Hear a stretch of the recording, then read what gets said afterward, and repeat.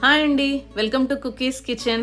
Last వీడియోలో మీకు ఇడియప్పం సింపుల్గా ఇంట్లో ఎలా తయారు చేయాలో చూపించాను కదండి. కేరళ చెన్నై ట్రెడిషనల్ ఇడియప్పం. సో దానితో కాంబినేషన్ ఈ వెజిటబుల్ స్ట్యూ అండి. చాలామంది చాలా వెరైటీ కర్రీస్ చేస్తారు, కానీ ఇలా ఇడియప్పంతో ఇలా ట్రెడిషనల్గా ట్రై చేస్తే అద్దరిపోయే టేస్ట్ ఉంటుంది. సో సింపుల్గా ఎలా చేయాలో చూసేద్దామా. ముందుగా ఒక పాన్ తీసుకొని నేను అందులోని 3 టేబుల్ స్పూన్స్ ఆయిల్ వేసుకున్న తర్వాత చిన్న దాల్చిన చెక్క వేసుకున్న తర్వాత ఫ్రెంచ్ బీన్స్ ఉన్నాయి కదండి, బీన్స్ అదొక కప్పు, అలాగే క్యారెట్, బంగాళదుంపలు ఇలా పొడుగు ముక్కలు కోసుకొని ఇలా చేసుకున్నాను చూసారా. అలా వేసుకున్న తర్వాత గ్రీన్ పీస్ కూడా వేసుకొని చక్కగా మీరు ఫ్రై చేసుకోవాలన్నమాట. ఎక్కువ ఫ్రై అక్కర్లేదండి.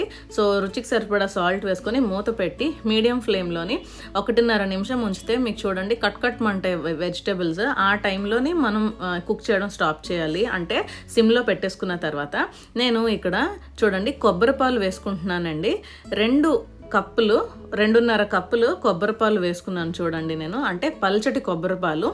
అలా వేసుకుని 2.5 కప్పులు పల్చటి కొబ్బరి పాలు వేసుకొని మూత పెట్టి 3 నిమిషాలు మీడియం ఫ్లేమ్లో ఇలా మరుగొచ్చినంత వరకు బాగా మనం ఉడకనివ్వాలన్నమాట. అంటే కాయగూరలన్నీ కొబ్బరి పాలలో బాగా మనకి ఉడుకుతాయి అన్నమాట. ఆ ఫ్లేవర్ అంతా పీల్చుకుంటుంది.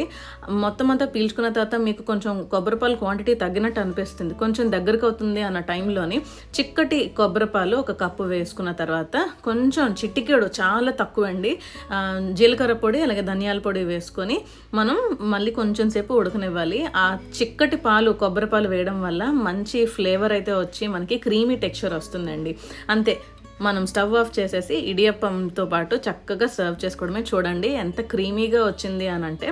మీరు ఇంకా నచ్చితే ఇందులో వెజిటబుల్స్ వేసుకోవచ్చు, కాలీఫ్లవర్ కానీ అలాగే బేబీ కార్న్ కానీ, మీకు నచ్చిన వెజిటబుల్స్ వేసుకోవచ్చండి. కానీ ఇది నీళ్లు వేయకుండా కొబ్బరి పాలలో ఉడికించి వేస్తాం కాబట్టి అసలు మీరు నమ్మరు, ఆ టేస్టే వేరు. అసలు ఉట్టిగానే ఇలా తినేయాలనిపిస్తుందండి, అంత రుచికరంగా ఉంటుంది. అండ్ ఇడియప్పం వీడియో మీరు ఇంకా చూడకపోతే ఒకసారి చూడండి, ఛానల్లో ఉంటుంది కూడా. సో మీకు ఈ వీడియో నచ్చిందని అనుకుంటున్నాను. ఎప్పుడు తినే ఒకే రకమైన వంటకాలు కాకుండా ఇలా కూడా ట్రై చేయండి, అద్దరిపోతుంది. ఛానల్ సబ్స్క్రైబ్ చేసుకోండి please. Like, share and comment. Thank you.